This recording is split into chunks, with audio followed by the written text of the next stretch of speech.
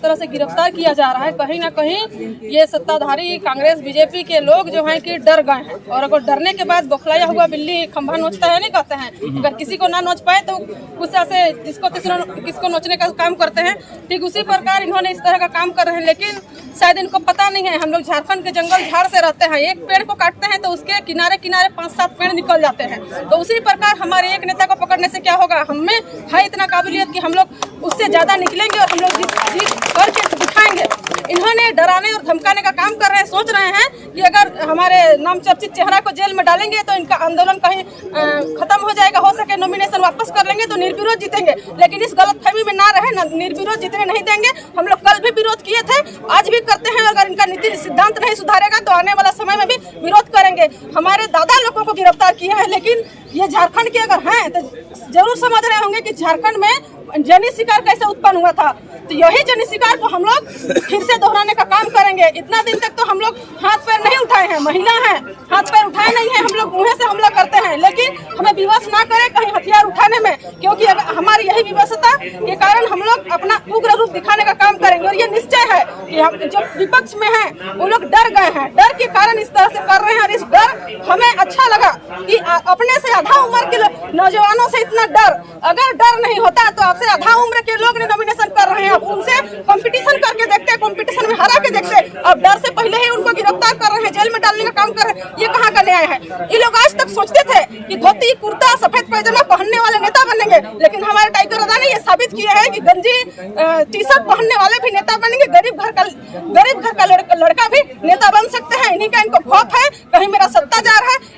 इनको आज हम लोग का आंदोलन इतना बड़ा होने का अगर काम नहीं करता, अगर हमारी मांग को इन्होंने 2 साल पहले माने होते, हम लोग मांग करने जा रहे थे, उनसे लड़ने नहीं जा रहे थे। उनको तो ये भय उसी समय होना चाहिए कि जनता जनार्दन हमारे पास कुछ मांग को लेकर के आ रहे हैं। अगर मांगे को वही समय पूरा करते तो आज हम लोग विपक्ष में नहीं आते, ना हम लोग चुनाव लड़ते। स्टूडेंट है, सब कोई नौकरी चाकरी करना चाहता है, नेता बनना नहीं चाहता था, लेकिन इन्होंने हमें मजबूर करके नेता बनाने का काम किया है।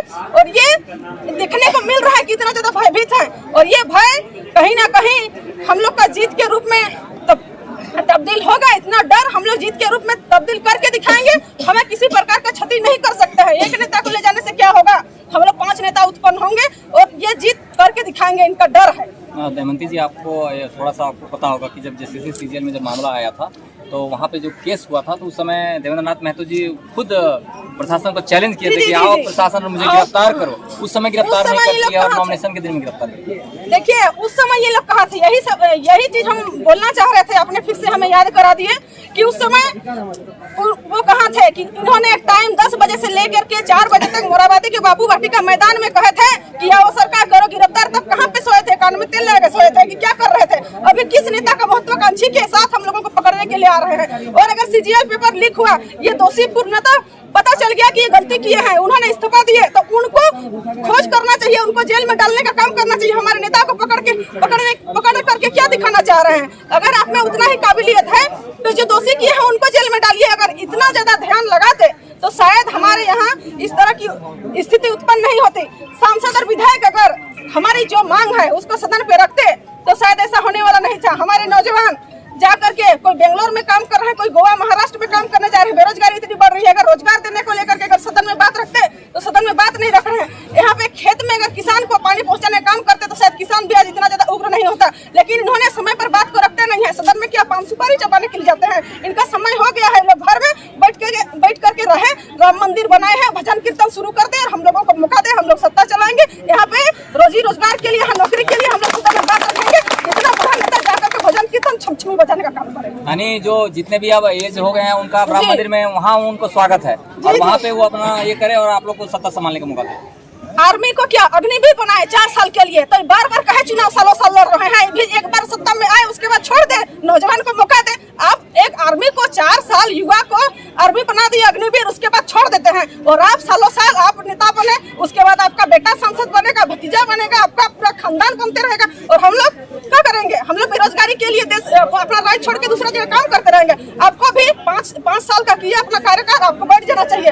हर बार लोगों को नया लोगों को मौका देना चाहिए ताकि हम लोग भी आगे कुछ काम कर सके। नीति नियम बनाने का अगर आप में भरोसा नहीं है तो आप सीधे छमछमे बजाए। मंदिर का प्रचार तो चारों तरफ कर रहा है, मेरा यही कहना रहेगा कि आप जा करके नीति नियम करें, मतलब अपना वही जिस तरह से देखा जाए तो बड़ी बड़ी पार्टियां आप चुनाव प्रचार में लग गई और आप लोग को गिरफ्तार करवा कर बड़े बड़े नेताओं को आप लोग चुनाव या फिर आप जाइए केस जाइए कोर्ट जाइए बेल कराइए, इसमें उलझा के रख दिया। इसमें उलझने से भी आपको याद होगा संथाल में जब हुल विद्रोह हुआ था, सिद्धू कानू चांद भैरव को फांसी दिया गया, क्या हुल विद्रोह रुका था? नहीं रुका था।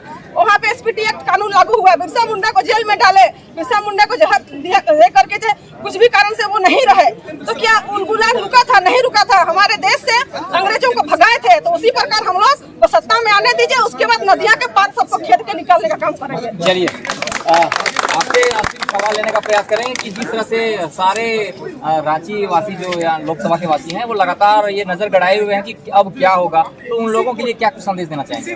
हम यही कहना चाहेंगे कि आप सभी लोग जुट जाइए। रांची से भाई देवेंद्र महतो नहीं, झारखंड और झारखंडियत से जुड़ने वाले तमाम जनता लड़ रहे हैं चुनाव, और हमारा एक एक साथी इस लड़ाई में जुट जाए और अपने अपने बूथ को मजबूत करे। हम चुनाव जीत रहे हैं और आने वाला 4 जून को हम पटाखों के साथ उसका जश्न मनाएंगे और दुश्मन के सीने पर हम एक तरह से आग दहकाने का काम करेंगे। जिन लोगों ने आज साजिश किया है उसे जवाब मिलेगा। हमारे मतदान के दिन हमारे मतदाता जवाब देंगे। लोकतंत्र का सबसे बड़ा हथियार हमारा वोट है, इसलिए हम अनुशासन के साथ इस लड़ाई को आगे बढ़ाएंगे। टाइगर जयराम महतो के सिपाही हैं, उसके विचारों को आगे ले जाएंगे और कहीं न कहीं झारखंड और झारखंडियत का जो सवाल है उस सवाल पर हम कहीं भी आंदोलन को रुकने नहीं देंगे, उसे हम आगे बढ़ाने का काम करेंगे। चलिए बहुत बहुत धन्यवाद।